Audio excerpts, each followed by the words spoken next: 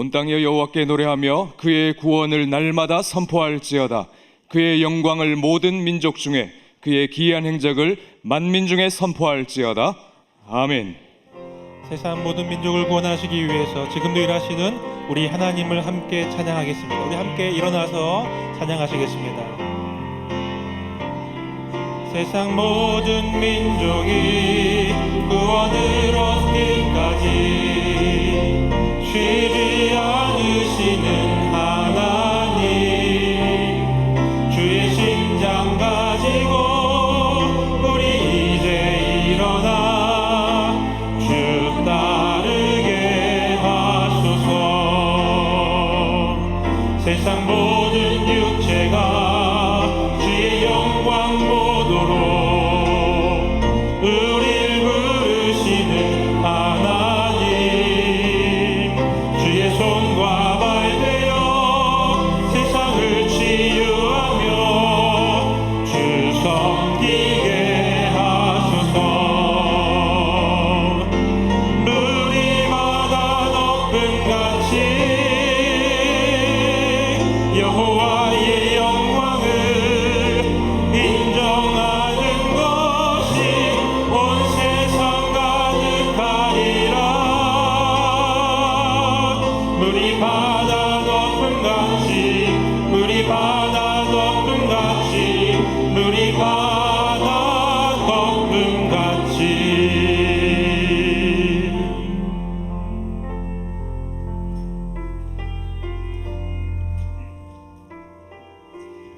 한 주간의 삶을 돌아보며 함께 기도하겠습니다. 하나님의 뜻대로 살겠다고 몇 번이고 다짐을 하지만 어느 순간 내 뜻대로 살면서 죄를 짓는 우리의 모습을 회개하며 기도하겠습니다. 연약한 우리의 모습을 불쌍히 여기시고 죄의 길에서 돌이켜 의의 길로 나아가게 하여 주시옵소서.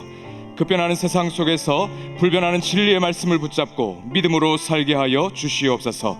예배를 통해 예배하신 풍성한 은혜를 체험하게 하시고 열방을 향한 하나님의 마음을 깨닫는 복된 선교주일이 되게 하여 주시옵소서. 우리 마음을 열고 묵상으로 함께 기도하겠습니다.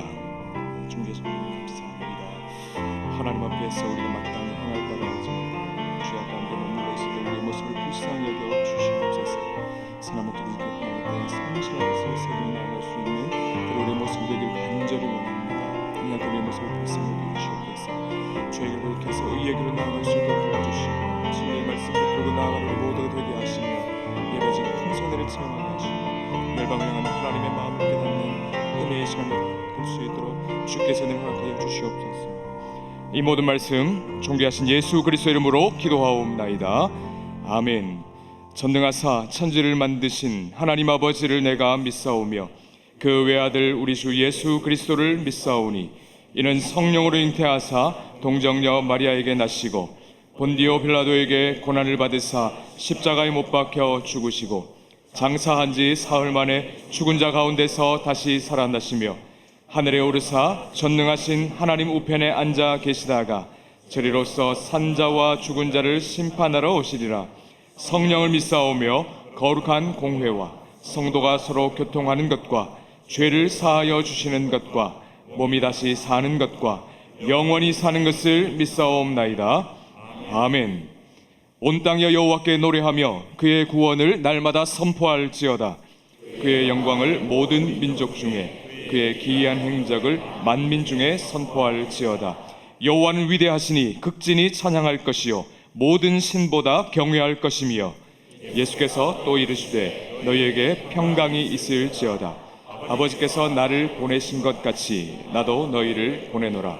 그러므로 너희는 가서 모든 민족을 제자로 삼아 아버지와 아들과 성령의 이름으로 세례를 베풀고 내가 너희에게 분부한 모든 것을 가르쳐 지키게 하라. 볼지어다 내가 세상 끝날까지 너희와 항상 함께 있으리라 하시니라. 오직 성령이 너희에게 임하시면 너희가 권능을 받고 예루살렘과 온 유대와 사마리아와 땅끝까지 이르러 내 증인이 되리라 하시니라. 아멘. 모두 자리에 앉으시기 바랍니다.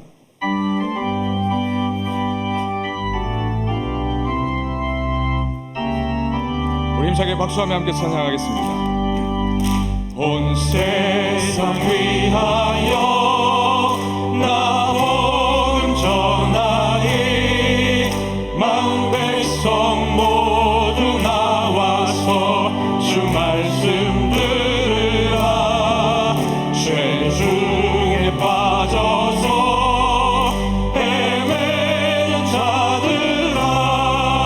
주님의 음성 듣고서 너 구원받으라.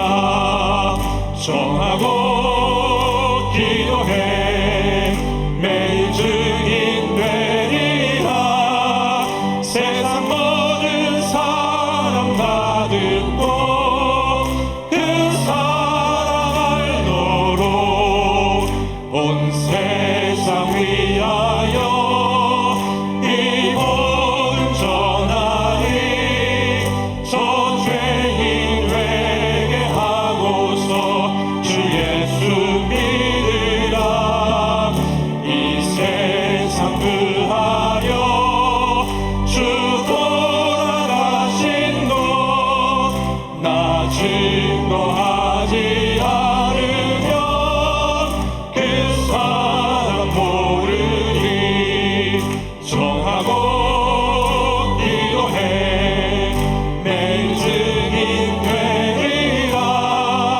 세상 모든 사람 다 듣고 그 사랑 알도록 온 세상 위하여 주 은혜 임하니. 주 예수 이름 믿어 이 복음 전하자. 먼 곳에 나가서 전하지 못해도 나 어느 곳에 있든지 늘 기도 힘쓰리. 정하고 기도해 매일 증인 되리라. 세상 모든 사람 다 듣고 그 사랑 알도록.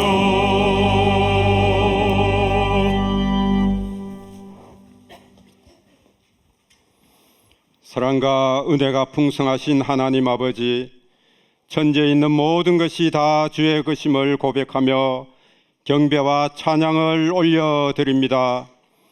한 해를 마감하는 12월을 맞이하여 하나님께서 베풀으신 모든 은혜에 감사드립니다. 누구든지 나를 따라오르거든 자기를 부인하고 날마다 자기 십자가를 지고 나를 따르라는 주님의 말씀에 온전히 순종하지 못하고 내 욕심과 생각으로 살아온 저희들을 용서해 주시옵소서. 세계 곳곳에서 전쟁으로 고통 중에 있는 수많은 사람들을 불쌍히 여겨 주시고 이들에게 하루속히 평화를 허락해 주옵소서. 대통령과 위정자들에게 지혜를 주셔서 어지러운 국내외 정세를 잘 풀어가게 하시고 공평과 정의가 있는 정치를 펼치게 하옵소서. 하나님의 창조 질서에 반하는 차별금지법과 같은 악법이 제정되지 못하게 막아 주옵소서. 우리의 다음 세대가 성경적 가치관을 가지고 믿음 안에서 자라나게 하옵소서. 이 시간 세계 각처에서 사역하는 선교사님들의 영육을 강건케 하시고 생명 구원의 역사가 왕성히 일어나게 하옵소서. 오늘 선교 주일을 맞이하여 너희는 먼저 그의 나라와 그의 의를 구하라는 주님의 말씀을 기억하면서 기도와 물질과 참여로 선교에 동참하는 우리 모두가 되게 하옵소서. 대구 동신교회 생명사역을 통하여 온 성도가 믿음으로 든든히 서가게 하시고 우리 교회를 통하여 대구 경북이 살아나며 세계를 품는 교회가 되게 해 주시옵소서.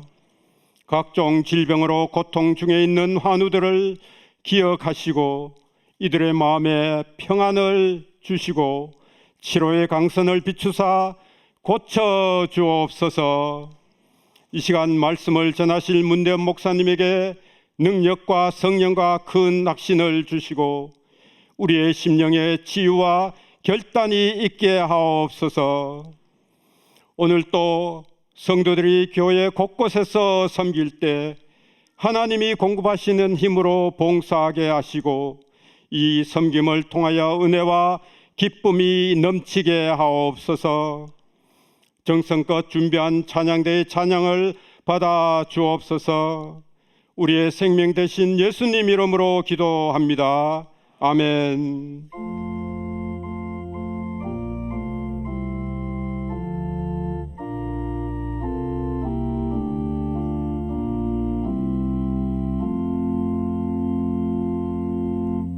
아기 축복기도 드리겠습니다. 김병국 성도님, 최보린 성도님, 아들, 딸 쌍둥이 김하린, 김하준, 황성준 성도님, 조아람 성도님, 딸 황혜린 교회에 처음 나왔습니다. 생명의 주관자 되신 하나님, 이렇게 귀하고 아름다운 아들과 딸을 창조하시고 이 땅 가운데 보내신 주님의 은혜에 감사드립니다.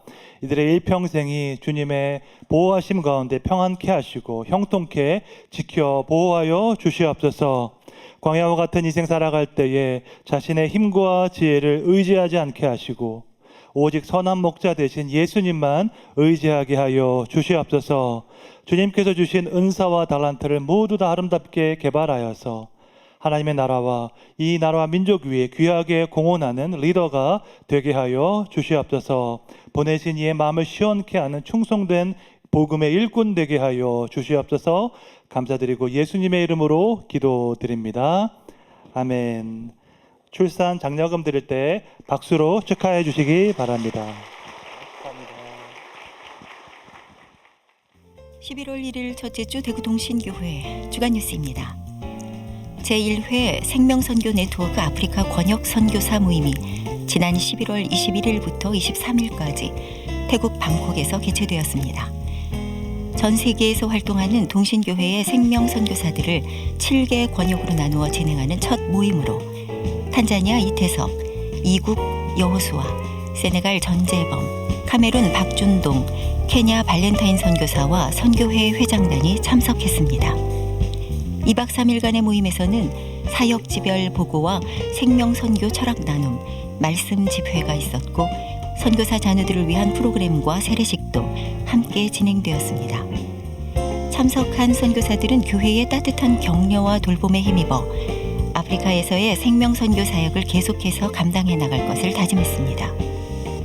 교육위원회가 주관한 리딩북스 행사가 지난 11월 16일 토요일 교육관에서 개최되었습니다. 이번 행사에서는 유치부부터 소년부까지의 학생들이 내 마음 그리스도의 집, 하나님의 임재 연습 등 지정된 10권의 어린이 신앙도서 중 한 권을 읽은 후 독서 감상문을 쓰고 그림으로 표현하는 시간을 가졌습니다. 행사에 참여한 55명의 학생은 책을 통해 받은 감동과 느낌을 아름다운 글과 그림으로 표현하면서 하나님께 영광을 돌렸습니다. 2024년 성탄 트리 점등식이 지난 11월 22일 비전관 입구에서 열렸습니다. 점등식에서 문대원 담임 목사는 모든 사람을 비추는 빛이라는 제목으로 말씀을 전했고 이어서 성탄 트리 점등이 진행되었습니다. 점등식에 참석한 100여 명의 성도들은 성탄의 기쁨을 함께 나누며 예수님의 생명의 빛이 온 세상을 비출 것을 소망했습니다. 안수집사 원례회가 3부 예배 후 참신관 1층에서 있습니다. 오늘 주일은 선교 주일 예배로 드립니다. 2025년 한 해 동안 섬길 선교 헌금을 작정하는 시간을 가집니다. 선교 헌신 예배 및 제4차 로잔대회 보고 예배가 12월 6일 금요기도 폭풍 집회 시 있습니다. 열방을 품은 사랑방이 매월 첫째 주 사랑방 모임 시 있습니다. 2024년 2차 학습, 세례, 유아 세례식이 12월 8일 주일에 있습니다. 학습과 세례 대상자는 이번 주 수요일과 토요일에 진행될 교육에 반드시 참석해 주시기 바랍니다. 2024년도 예산 집행잔액 반납을 위하여 아래와 같이 사전 안내하오니 절차를 순수하여 기간 내 반납하여 주시기 바랍니다. 교역자 부임입니다. 청년부 박찬영 목사, 교구 성진형 목사, 교구 김경화 전도사입니다. 2025년 교구 교역자 안내입니다. 미랄복지재단과 함께하는 장애인 생명후원 프로젝트 굿윌 스토어가 12월 8일 주일 비전관 기준부스에서 진행합니다. 12월 7일 토요일 결혼 광고입니다. 청년아포슬 황세영 군과 권혜지 양의 결혼식이 퀸벨 호텔에서, 손경 집사의 장남 이재상 군과 정희령 양의 결혼식이 륜 웨딩에서, 이병철 집사의 장남 이주혁 군과 임소유 양의 결혼식이 호텔 수성 스퀘어에서, 청년아포슬 권승희 군과 오다영 양의 결혼식이 동촌 노비아갈라 웨딩에서, 조분남 집사의 장남 김영환 군과 지경은 양의 결혼식이 부산 라운 웨딩홀에서, 이재준 집사의 장남 이민호 군과 문혜석 집사의 장녀 문소현 양의 결혼식이 호텔 수성 스퀘어에서 있습니다. 정재은 집사의 장녀 최수미 양과 이승진 군의 결혼을 축하해 주셔서 감사드립니다. 신순남 집사의 모친 장례와 김경숙 집사의 부친 장례, 장은진 집사의 부군 장례에 위로해 주심을 감사드립니다. 자세한 사항이나 모집 안내는 주보를 참고해 주시기 바랍니다. 교육자 부임 인사입니다. 청년부에 사역하실 박찬영 목사, 교구에 사역하실 성진영 목사, 김경화 전도사입니다. 인사하실 큰 박수로 환영해 주시기 바랍니다.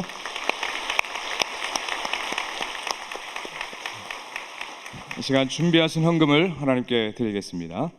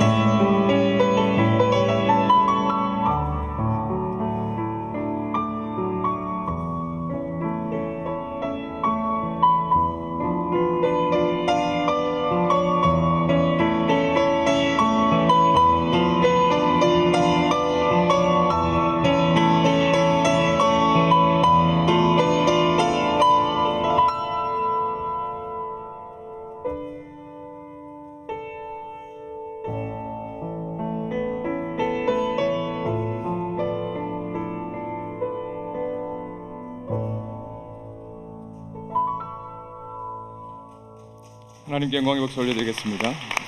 위원님들 감사합니다. 우리 함께 봉헌하겠습니다.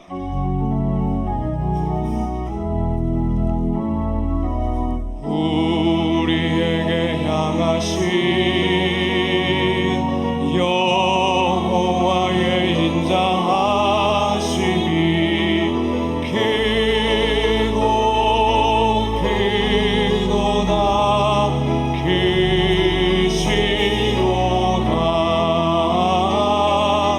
크고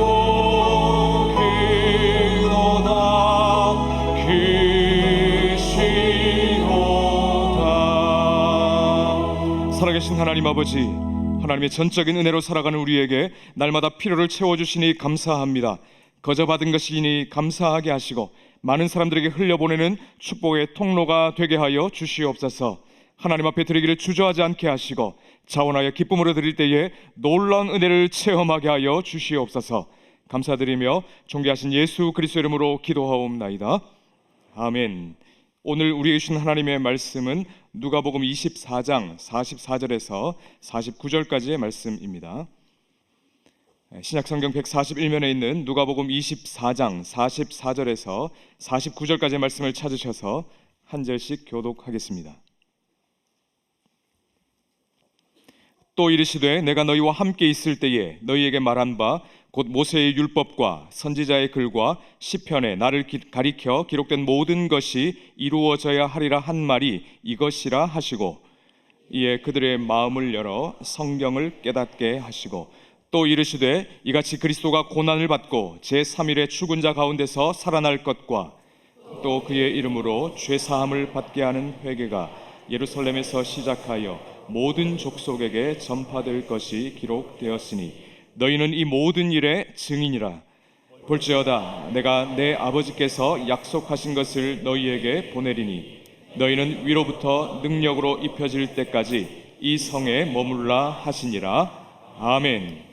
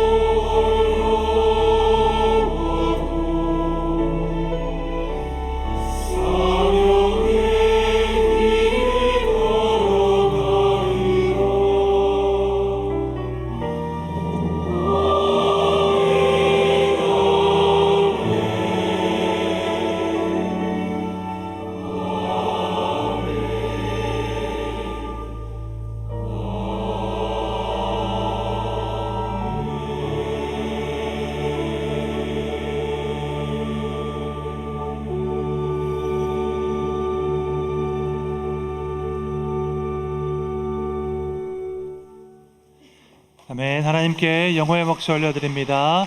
귀한 찬양 감사드립니다.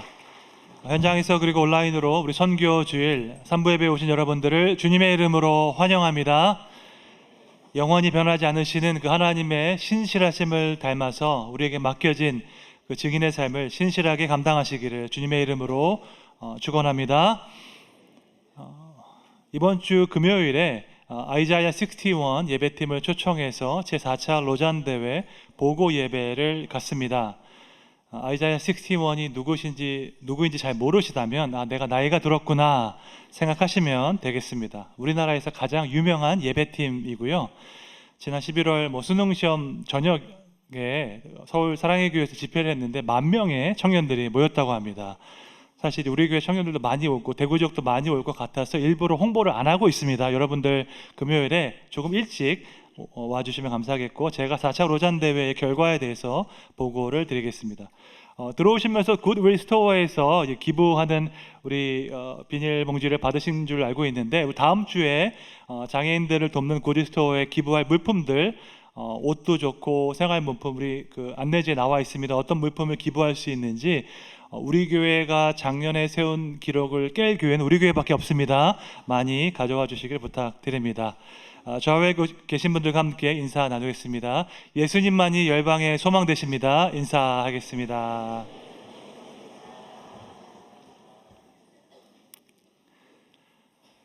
오늘은 선교 주일입니다. 우리 교회는 매년 12월 첫째 주일을 선교 주일로 정해서 세계 선교를 위한 헌신을 다짐하고 있습니다. 우리 교회가 언제부터 선교 주일을 지키기 시작했을까요? 동신세계 선교회가 창립된 이후입니다. 그러면 동신세계 선교회가 언제 창립되었을까요? 1973년도에 창립되었습니다. 그러니까 51년 전부터 우리 교회는 선교주의를 지키고 있습니다. 아시는 것처럼 저는 보스턴에서 세계 기독교 역사를 전공했습니다. 저와 같이 공부했던 친구와 후배들이 미국과 영국 학계에서 활동하고 있습니다. 그 중에 한 친구가 최근 저에게 아티클을 하나 보내줬습니다. 놀랍게도 거기에는 우리 교회 원로 목사님이 나와 계셨습니다. 1988년도에 김창렴 원로 목사님께서 월간 목회라는 저널에 기고하신 글이었습니다. 글 전체를 읽고 싶지만 시간 관계상 첫 페이지만 보여드리겠습니다. 제목이 멋있습니다. 선교하는 교회, 하나님이 이렇게 축복하신다. 우리 원로 목사님 젊었을 때 미남이셨죠? 1988년도이니까는 목사님께서 부임하신 지 15년이 지난 뒤였습니다. 김창래 목사님께서 38세 때 동신교회에 부임하셨다고 합니다. 제가 후임 목사로 선정되었던 것이 40세 때였으니까 저보다 2년 더 빨리 오셨습니다. 1973년도 목사님께서 우리 교회에 부임하셨을 때에 우리에게는 선교에 대한 이해가 전무했습니다. 우리 교회뿐만 아니라 한국 교회 전반에 선교라는 개념이 거의 없었습니다. 그럼에도 불구하고 김창년 목사님께서 우리 교회가 선교를 해야지 살아난다고 강조하셨습니다. 목사님의 모든 설교가 기승전 선교로 끝났다고 합니다. 그렇게 15년이 지났고 1988년이 되었을 때에 우리 교회는 5가정의 선교사를 파송했습니다. 그리고 여러분께서 지금 앉아 계시는 이 본관 예배당을 완공했습니다. 선교하는 교회, 하나님이 이렇게 축복하신다라는 말씀이 이루어진 것입니다. 여기까지만 해도 사실 놀라운 이야기죠. 하지만 이것이 전부가 아닙니다. 그 이후에 권성순 목사님께서 부임하셨습니다. 권 목사님께서 선교적 교회라는 이 바탕 위에 생명사역을 시작하셔서 교회가 폭발적으로 부흥했습니다. 권 목사님 계시던 22년 동안 교회가 무려 10배 부흥했습니다. 이 모든 것이 하나님의 크신 은혜인 줄로 믿습니다. 선교하는 교회, 하나님께서 이렇게 축복하신다라는 말씀이 더 크게 이루어진 것입니다. 그리고 선교사이며 선교학자 출신인 제가 담임 목사로 부임하게 되었습니다. 하나님은 우리 교회에 제4차 로잔 대회를 준비하는 아주 놀라운 책임을 맡기셨습니다. 로잔 대회에 어떤 의미가 있고 어떤 중요성이 있는지 제가 쉽게 말씀드리겠습니다. 우리 교회에서 진행하는 LMTC 선교 훈련이 있습니다. 다른 교회에서는 PSP 훈련, 퍼스펙티브 훈련이라고도 부르는데 선교에 대한 가장 기본적인 훈련입니다. 이 훈련에 사용하는 교재가 있는데요. 아주 두꺼운 책입니다. 그 교재의 모든 내용들이 이전 로잔 대회 때 발표된 아티클입니다.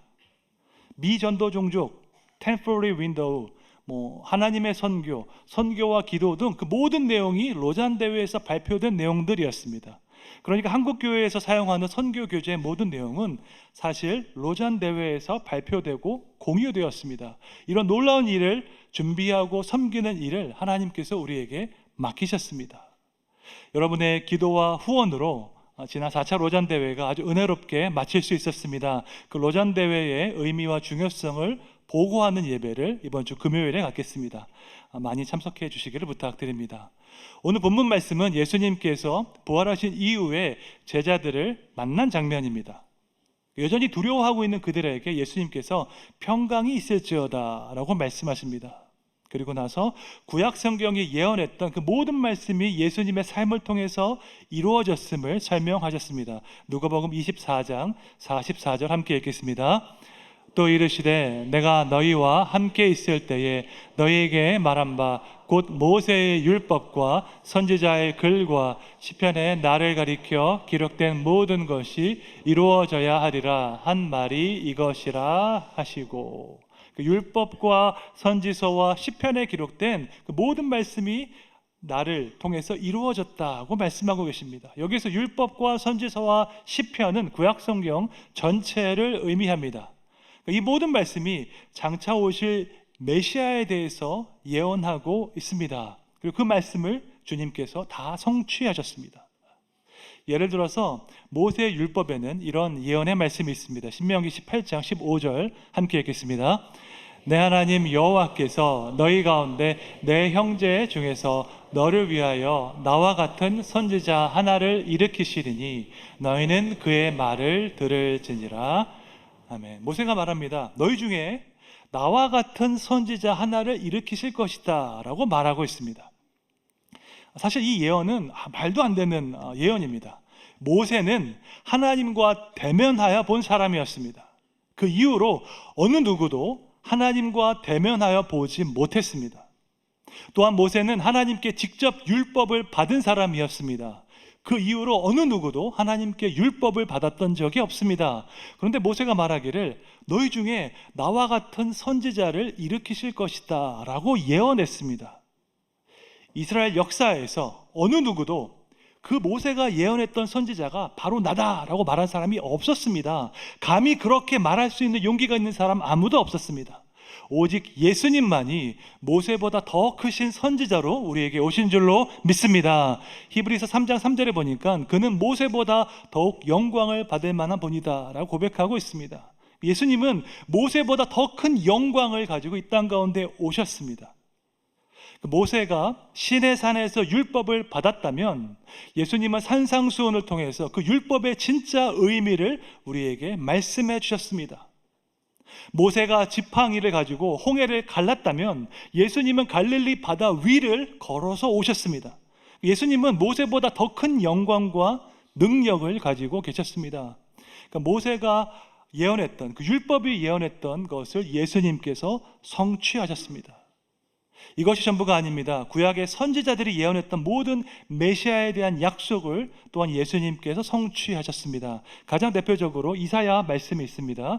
53장 5절 말씀 함께 읽겠습니다. 그가 찔림은 우리의 허물 때문이요 그가 상함은 우리의 죄악 때문이라.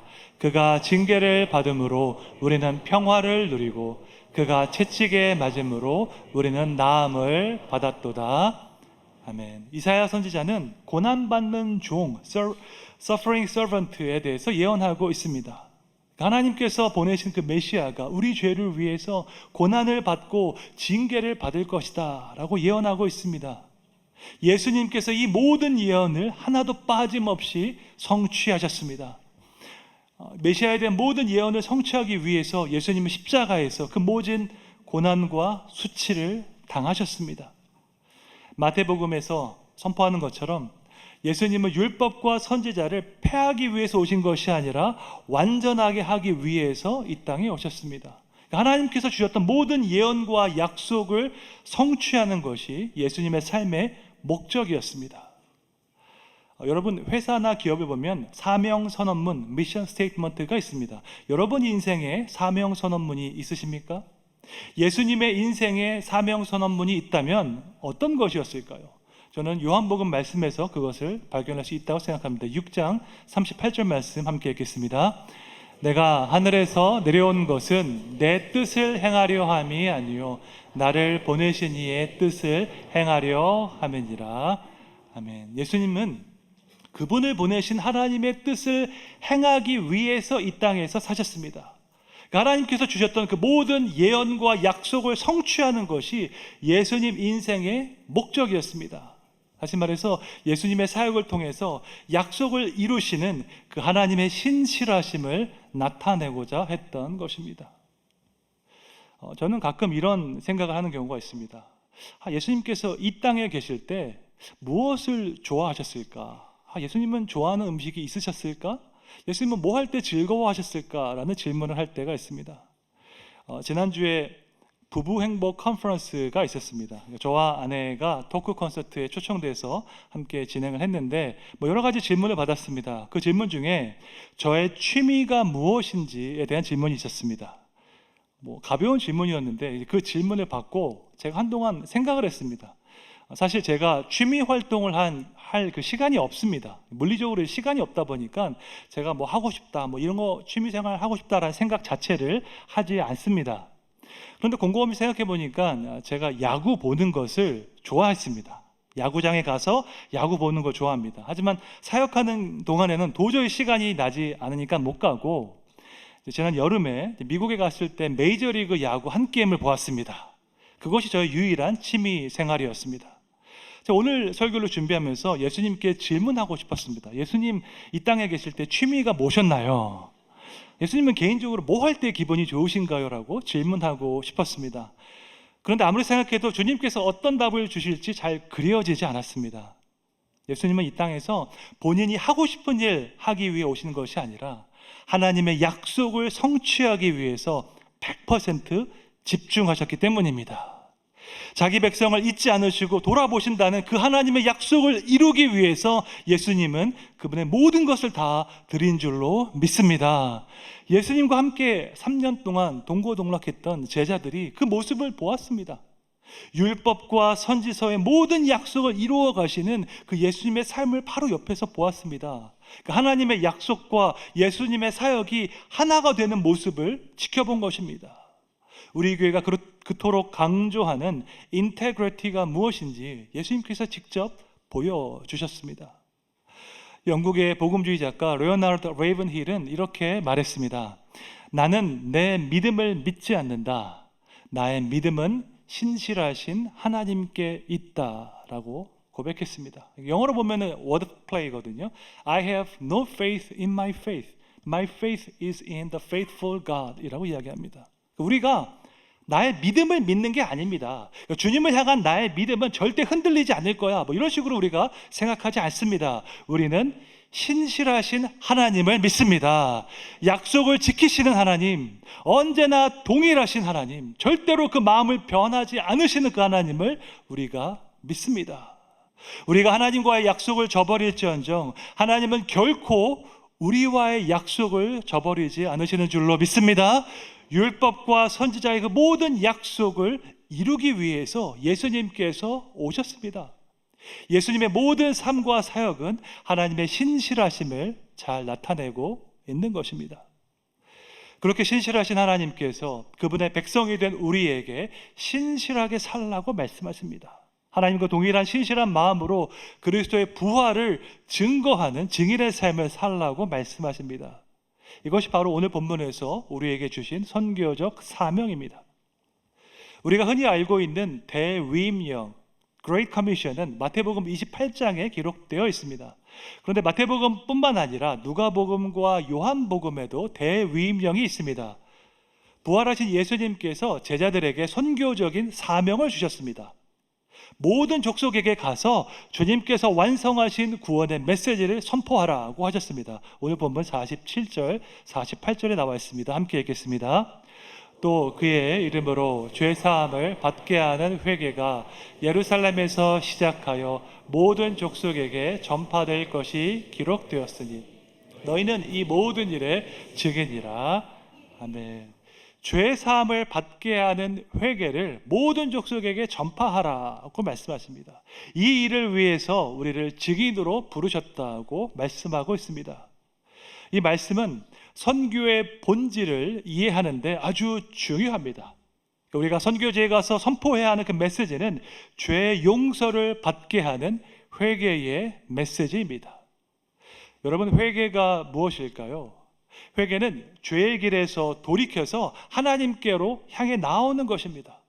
웨스트민스터 신앙 고백은 회개를 이렇게 정의하고 있습니다. 회개는 그리스도 안에서 하나님의 긍휼을 깨달아 자신의 죄를 슬퍼하고 미워하여 그 모든 죄에서 돌이켜 하나님께로 향하게 되는 것이다 라고 고백하고 있습니다.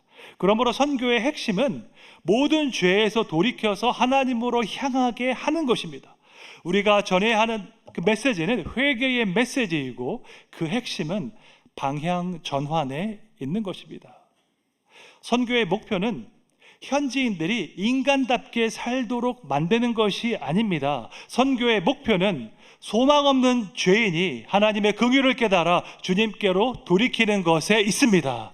예수님은 우리에게 죄 용서를 받게 하는 회개의 메시지를 선포하라고 명령하셨습니다. 총체적 선교를 강조하는 사람들이 있는데 그분들이 간과하기 쉬운 것이 바로 이 회개의 메시지입니다. 여러분, 총체적 선교가 무엇입니까? 영혼 구원만이 아니라 현실적인 문제, 사회적인 문제도 함께 다루는 것입니다. 가난, 질병, 교육, 인권을 포함한 전인적인 회복을 위해서 노력하는 것입니다. 이것은 좋은 일입니다. 우리 모두는 총체적인 변화와 회복을 필요로 합니다.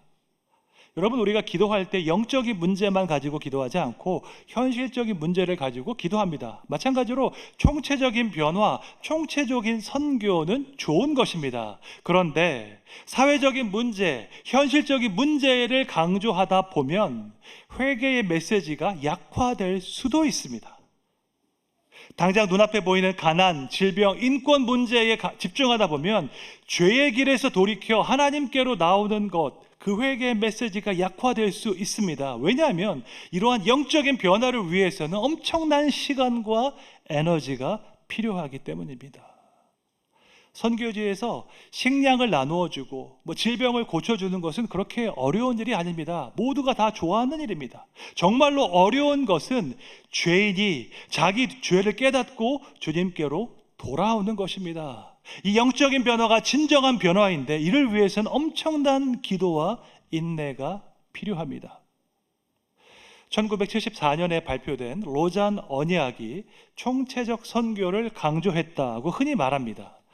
그런데 이것은 절반만 맞는 말입니다. 로잔 언약이 총체적 선교를 말한 것은 맞지만 그 이전에 복음주의 신학을 확립했습니다.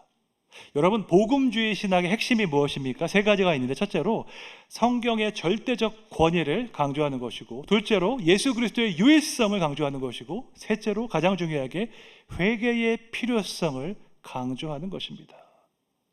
이 복음주의 신학의 반대가 자유주의 신학인데, 자유주의 신학에서는 회개를 말하지 않습니다. 여러분, 사회정의를 말하고 해방 신학을 말하고 페미니스트 신학을 말하는 사람들, 자유주의자들은 회개에 대해서 말하지 않습니다. 정치적, 경제적, 사회적 억압으로부터 해방되는 것이 구원이라고 말합니다. 하지만 복음주의 신학을 나타내는 로잔 언약은 이렇게 고백합니다. 예수님을 세상의 구주로 전하는 것은 죄인들이 사는 세상을 향해 하나님의 사랑을 선포하는 것이며 마음을 다한 회개와 신앙의 인격적인 결단으로 예수님을 구세주와 주로 영접하도록 모든 사람을 초청하는 것이다 라고 고백합니다. 그러니까 선교는 하나님의 사랑을 선포하는 것이고 마음을 다한 회개를 하도록 초청하는 일입니다. 이것이 바로 누가복음이 강조하는 예수님의 대위임령의 핵심입니다. 예수님은 이 회개의 메시지를 전하도록 제자들을 보내셨습니다. 본문 48절에 보니까 너희는 이 모든 일의 증인이다 라고 말씀하고 계십니다. 여기서 증인을 뜻하는 영어 단어가 witness입니다. 여러분, witness를 영어 사전에서 찾아보면 증인도 되고 증언도 됩니다. 어떤 사건을 목격한 사람, 증인을 뜻하기도 하고요. 그와 동시에 그 사람이 진술한 내용, 증언을 뜻하기도 합니다. 우리가 흔히 이런 말 하죠. 메시지와 메신저를 나눌 수 없다라는 말을 합니다. 거짓말을 한 전력이 있으면 우리가 그가 말하는 증언을 믿을 수가 없습니다. 평생 동안 불법을 행했던 사람이 여러분 어느 날 갑자기 공익 제보자가 될 수 없습니다. 그 행동 역시 자기의 이익을 위한 정치적인 행동일 것입니다. 우리가 메신저와 메시지를 구분할 수 없습니다. 그 개념이 witness라는 단어 안에 들어 있습니다. 우리가 세상에 나아가서 그리스도의 부활을 증거할 때에 신뢰할 만한 사람, 신실한 사람으로서 증거해야 한다는 의미입니다. 사도행전에서 베드로와 요한이 복음을 전하다가 산헤드린 공회에 잡혀갔습니다. 다시는 예수의 이름을 전하지 말라고 협박을 당했을 때 베드로와 요한이 이렇게 답했습니다. 사도행전 4장 20절 함께 읽겠습니다. 우리는 보고 들은 것을 말하지 아니할 수 없다 하니. 예수님을 부인했던 그 베드로가 놀랍게 변화된 것입니다. 내가 보고 들은 바를 말하지 않을 수 없다고 담대하게 외쳤습니다. 이것이 바로 부활의 증인으로서 신실하게 살아가는 모습입니다. 베드로는 예수님의 부활을 목격했고 내가 목격한 것을 신실하게 증언했습니다. 이것이 바로 우리에게 맡겨진 선교적 사명입니다. 우리가 경험한 그 예수님의 생명을 있는 그대로 세상에 나아가서 증거하는 것입니다. 지난 2000년 기독교 역사는 신실하게 증인의 사명을 감당했던 사람들의 이야기로 가득 차 있습니다. 16세기 세계 최강국은 스페인과 포르투갈이었습니다. 그들은 아주 큰 범선을 만드는 기술을 가졌기 때문에 전 세계를 다니며 식민지를 개척했습니다. 스페인은 서쪽으로 가서 아메리카 대륙을 개척했고 포르투갈은 동쪽으로 가서 아프리카와 아시아 지역을 개척했습니다. 아메리카 대륙으로 갔던 그 스페인 군인들은 사실 엄청난 학살을 자행했습니다. 16세기에는 인권에 대한 개념이 없었기 때문에 현지 인디언들을 자신과 동등한 사람으로 여기지 않았습니다. 우리가 소와 돼지를 잡으면서 양심의 가책을 느끼지 않는 것처럼 당시 스페인 군인들은 인디언들을 죽이면서도 양심의 가책을 느끼지 않았습니다. 바로 그 시기에 스페인의 부유한 상인의 아들로 태어난 바톨로메 데 라스 카사스라는 사람이 있었습니다. 이 사람은 성공에 대한 야망이 있는 사람인데 신대륙으로 가서 돈을 벌고자 했습니다.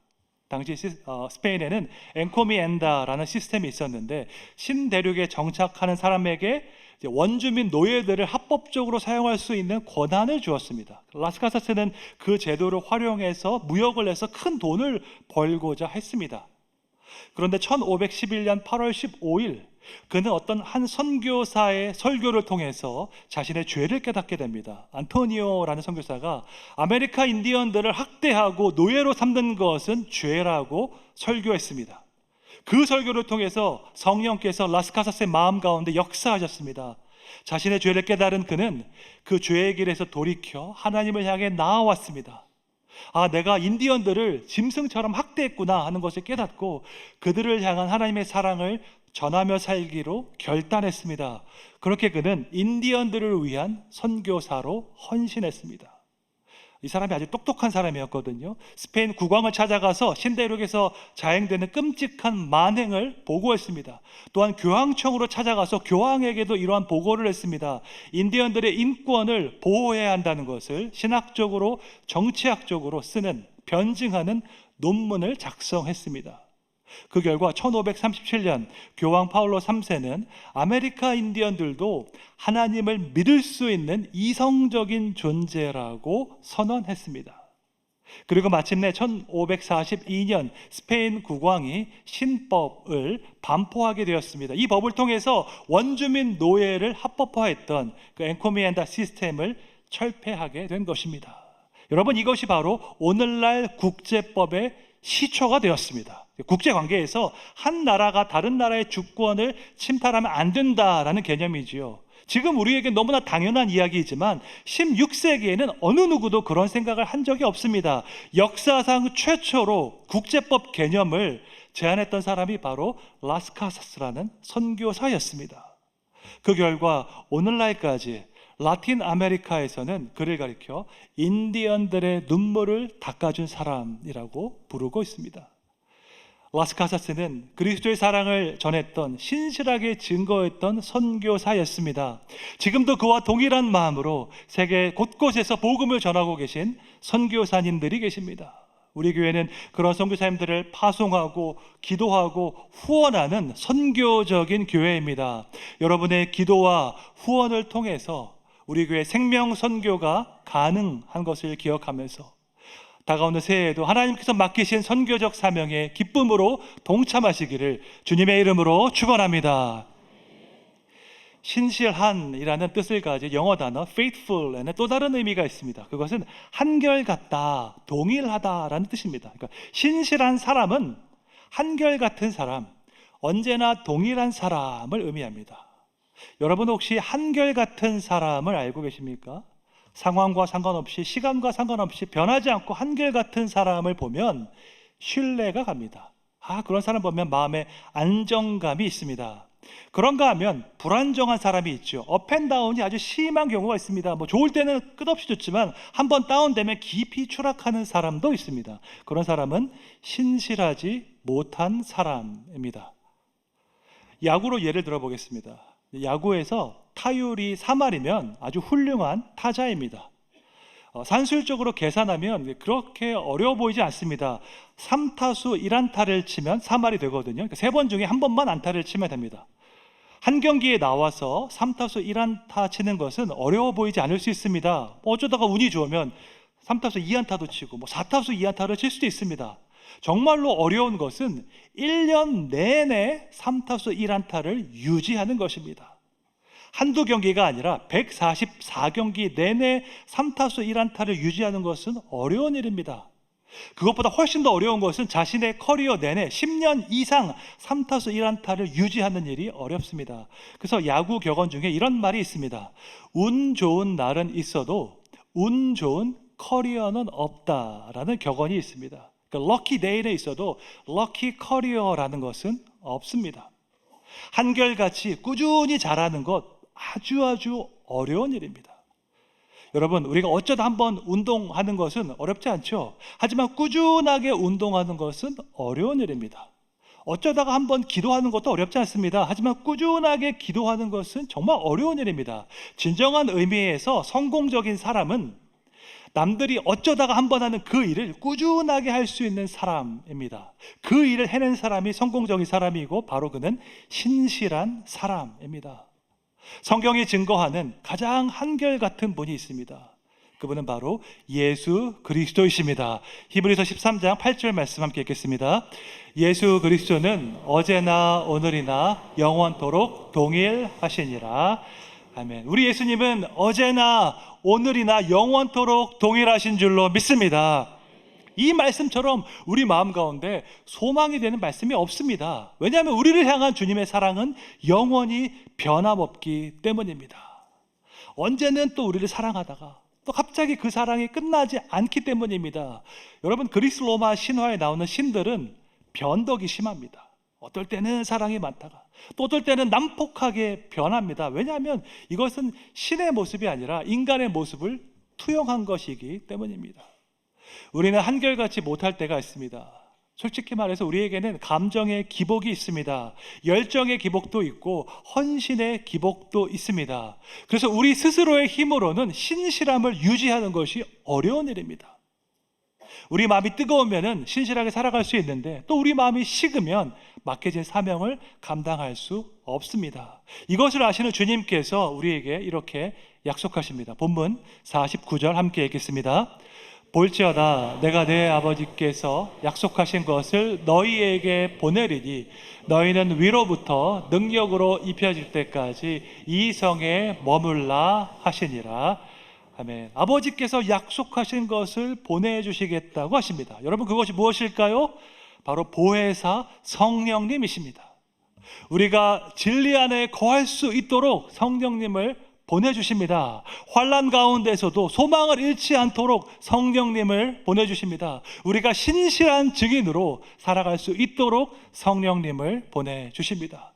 위로부터 내려오는 그 성령의 능력을 입을 때에 우리에게 그 맡겨진 사명을 끝까지 신실하게 감당할 줄로 믿습니다. 우리에게 성령의 능력이 없다면 한두 번 할지 몰라도 우리가 평생 동안 순종할 수 없습니다. 내 힘과 내 의지로 이번에는 신실할지 몰라도 앞으로도 계속 신실할 수 없을 수도 있습니다.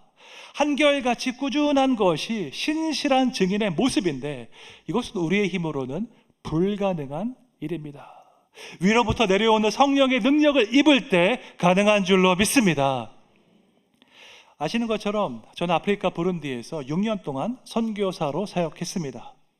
우리가 열흘 2주 단기 선교 가는 것과 선교지에서 사는 것은 완전히 다른 이야기입니다.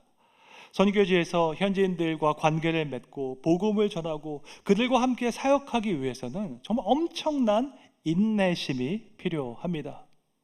간혹가다 선교지에서 성령의 능력 없이 사역하는 경우를 보게 됩니다. 선교사로 헌신했는데 성령의 능력 없이 사역하는 것은 어떤 모습일까요? 내 계획대로 사역이 진행되지 않을 때 불같이 화를 내는 것입니다. 내가 생각했던 결과가 나타나지 않을 때 현지인들을 비난하는 것입니다. 여러분, 이런 모습으로 사역하는 것이 과연 하나님의 뜻일까요? 주님은 우리를 신실한 증인이 되라고 말씀하셨는데 과연 이것이 신실한 모습일까요? 성령 충만하지 않으면 오히려 선교의 방해물이 될 수도 있습니다. 주님께서 이것을 아시기 때문에 위로부터 내려오는 성령의 능력을 입으라고 우리에게 말씀하십니다. 선교적 교회를 세우기 위해서 우리가 선교 헌금 작정하는 것도 중요하지만 세계 선교를 위해서 기도하는 것은 더욱더 중요한 줄로 믿습니다. 전 세계에서 사역하시는 우리 선교사님들 성령으로 충만하게 될 때에 하나님께서 진정으로 원하시는 신실한 복음의 증거자가 되기 때문입니다. 마지막까지 신실하게 살아간 자들에게 주님께서 약속하신 것이 있습니다. 마태복음 25장 21절에 나와 있습니다. 함께 읽겠습니다. 그 주인이 이르되 잘하였도다 착하고 충성된 종아 내가 적은 일에 충성하였음에 내가 많은 것을 내게 맡기리니 내 주인의 즐거움에 참여할지어다. 아멘. 우리가 잘 아는 말씀인데 여기서 충성된 이란 단어가 영어로 faithful입니다. 신실하다라는 의미이죠. 그러니까 착하고 충성된 종은 다른 것이 아니라 착하고 신실한 종입니다.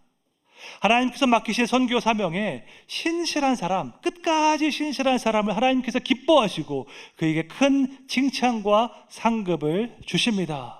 마더 테레사가 말했던 것처럼 주님은 우리에게 명령하시기에 성공해라 라고 명령하지 않으셨고 신실하라 라고 명령하셨습니다. 스위스의 한 신학자가 이렇게 말했습니다.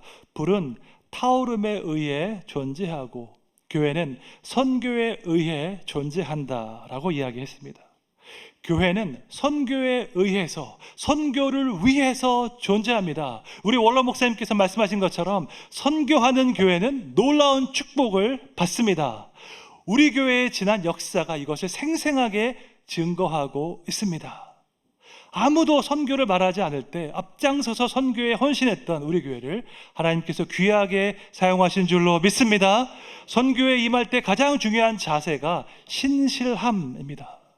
우리가 믿는 하나님께서 신실하신 것처럼 우리도 신실해야 합니다. 약속을 지키시는 하나님, 언제나 동일하신 하나님의 모습처럼 우리도 신실한 증인으로 이 세상 가운데로 나아가야 합니다.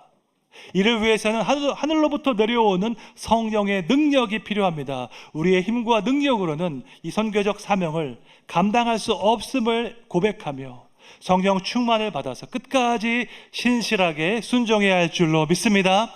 이 마지막 때에 하나님의 선교가 완성되는 그 책임을 위해서 귀하게 쓰임받는 여러분 되시기를 축원합니다.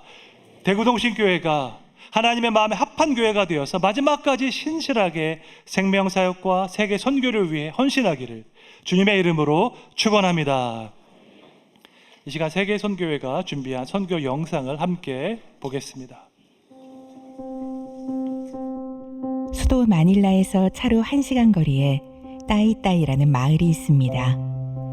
2016년 대구 동신교회 의료 선교팀이 이곳을 방문했습니다. 다이아는 아기 때 장 중첩증을 제때 치료하지 못해 장 괴사와 복막염으로 인공 항문을 만들고 복원하지 못한 상태로 관리가 안 되어 피부와 배변 기능에 문제가 있었습니다. 당시 사춘기였던 다이아는 감당하기 힘든 삶을 살고 있었습니다. Because my situation before is really tough. I always got bullied because of my situation. I lost my confidence. I even stopped schooling because of bullying. Dahil napakalaking halaga po ng hinihingi sa amin. Saan kamay po ng Panginoon namin kukunin ang ganong kahalaki na 170,000 po ang hinihingi sa amin para sa operasyon ng anak ko. Hindi ko po magawa. Minsan po, iniiyak ko na lang po ang lahat dahil gustong-gusto ko pong makamit ng anak ko yung mga pangarap niya, yung mga katuparan niya sa buhay, pero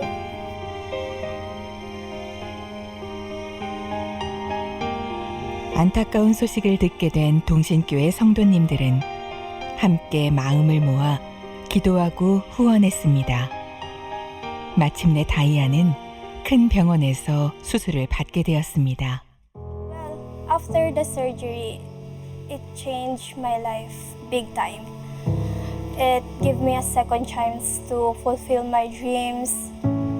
I'm so thankful for those people who sponsored my surgery, for those church who give me chance to have a normal life. 배변 주머니를 빼고 정상적인 생활이 가능해지면서 새로운 인생을 살게 된 다이안. 열심히 공부해 장학금을 받으며 현재 대학교에서 IT 전공을 하고 있습니다.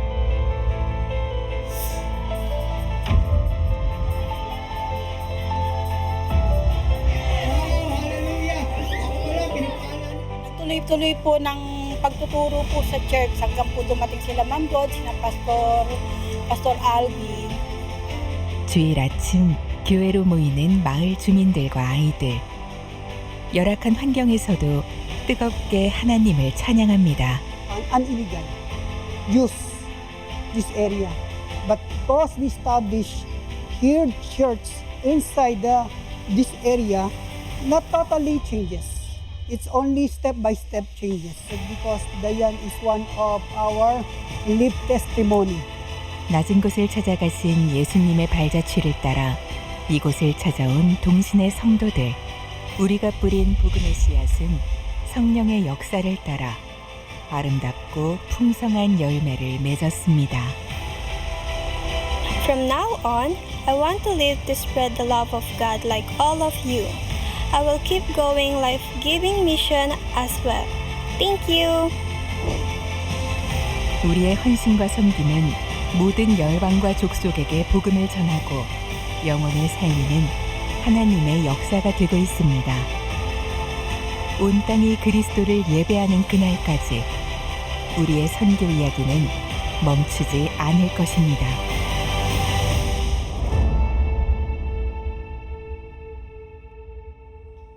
하나님께 영광의 박수 올려드리겠습니다.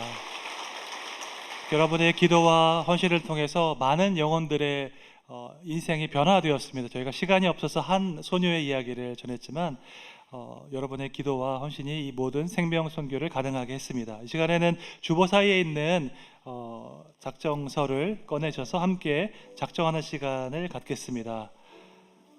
선교 헌신 작정서를 보시면은 성명과 직분, 성별을 쓰는 란이 있습니다. 온라인으로 예배 드리신 분들은 대구동신교회 홈페이지에 오시면 온라인으로도 작정서를 작성하실 수 있겠습니다. 저는 주님의 지상 명령인 세계 선교를 위해서 내년도 2025년 아래와 같이 헌신할 것을 작정합니다. 선교사님들을 위해서 매일 기도하겠습니다. 작정하시면 체크하시면 되겠습니다. 혹시 펜이 필요하신 분들은 손을 들어주시면 우리 통로에서 목사님들께서 볼펜을 드리겠습니다. 두 번째로 선교의 모든 사업에 적극적으로 동참하겠습니다. 작정하시면 체크하시면 되겠습니다. 세 번째로 선교 사업을 위해서 물질로 헌신하겠습니다. 지금 체크하시고 매월 적정 금액을 적으시면 되겠습니다. 아직까지 한 번도 선교 작정을 하지 않으신 분이 계시다면 적은 금액이라도 좋으니까 믿음으로 함께 동참해 주시기를 부탁드립니다. 여러분께서 밖에 나가서 외식 한 번 하는 그 정도의 금액으로 동참해 주시면 그 모든 재정은 세계 선교를 위해서, 그 목적을 위해서만 사용됩니다. 여러분의 선교헌금을 통해서 아프리카 고아와 과부들에게 식량을 나누고 염소를 나누고 있습니다. 또 필리핀 신학생들에게 체계적인 신학 교육을 제공하고 있습니다. 이슬람권에 복음이 전해지고 교회가 세워지고 있습니다. 이 모든 일이 여러분의 기도와 후원으로 가능합니다. 올 한 해 동안 힘에 넘치게 선교 헌금을 해주신 성도님들께 마음 깊이 감사드립니다. 작정하신 거 이렇게 뜯을 수가 있습니다. 첫 페이지를 뜯으셔서 우리 마지막 찬양 2절 부르실 때 헌금위원들께서 각대 봉투 누르시면 거기에 넣으시거나 아니면 나가시면서 제출하시면 되겠습니다. 우리 함께 찬양 부르겠습니다.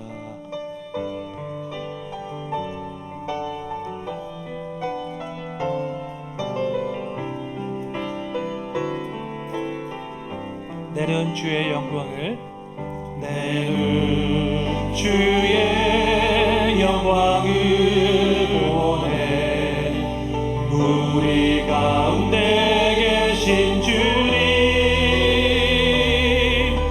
그 빛난 영광 온 하늘 덮고 그 찬송 온 땅 가득해. 주의 영광을 보내. 찬송 가운데 서신 주님, 주님의 얼굴을 온 세상 향하네. 권능의 받으셨네. 주의 영광 이곳에 가득해. 우리 선의 주님과 함께 찬양하며 우리는 전진하리. 모든 열방 주 볼 때 다시 한번 고백합니다. 내는 주의 영광을, 내는 주의 영광을 보내. 우리 가운데 계신 주님, 그 빛난 영광 온 하늘 덮고 그 찬송 온 땅 가득해. 내는 주의 영광을, 내는 주의 영광을 보내. 찬송 가운데 서신 주님, 주님의 얼굴을 온 세상 향하네. 권능의 받으셨네.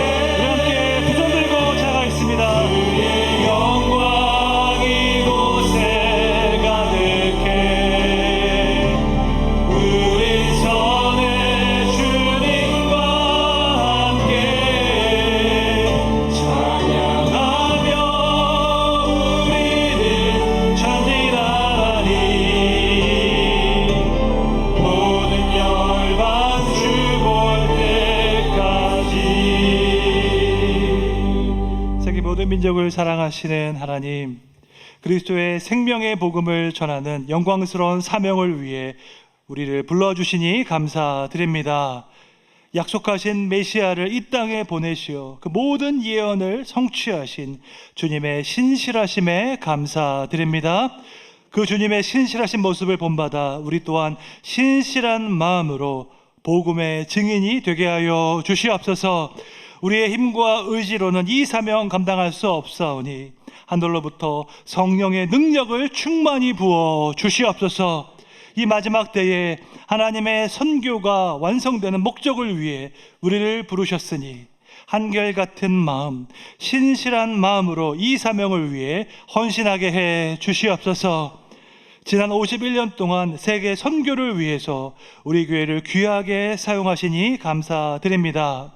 우리 믿음의 선배들이 감당했던 기도와 헌신을 기억하며 우리 또한 동일한 마음으로 주님의 선교적 부르심에 순종하게 해 주시옵소서.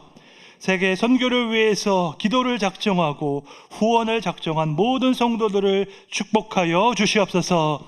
먼저 그의 나라와 그의 의를 구하오니 우리 인생에서 필요한 모든 것을 풍성하게 채워 주시옵소서.